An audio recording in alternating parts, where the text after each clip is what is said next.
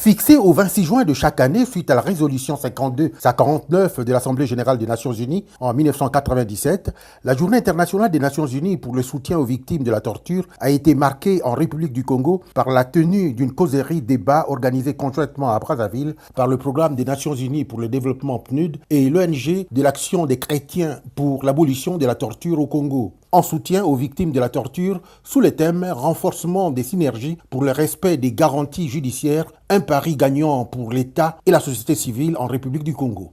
Occasion offerte aux délégués et représentants de la société civile, de l'État et de la force publique, bref, de tous ceux qui interviennent dans la chaîne pénale, de manifester par l'action et le partage la solidarité aux victimes de la torture, de sensibiliser l'opinion sur, entre autres points, les garanties judiciaires qui entourent les conditions des victimes et l'adoption du nouveau code pénal et de procédure pénale incriminant la torture. Comme vous le savez, la torture est une violation malheureusement qui persiste dans la plupart des pays. Donc le Congo ne fait pas exception. La grande action que nous pensons, c'est de la sensibilisation. Parce qu'en termes de soutien, en termes de garantie, il y a des dispositions juridiques qui existent.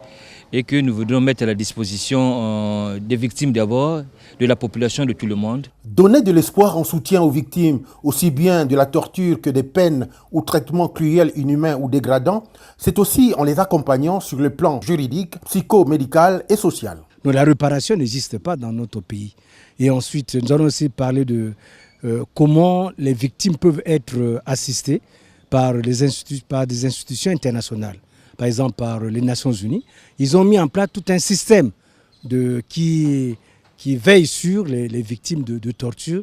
On rappelle, les militants et défenseurs des droits de l'homme au Congo-Brazzaville, ensemble avec leurs collègues des quatre coins du monde, continuent de tout temps, par leurs efforts, de manifester pour l'abolition de la torture et autres traitements cruels, inhumains ou dégradants.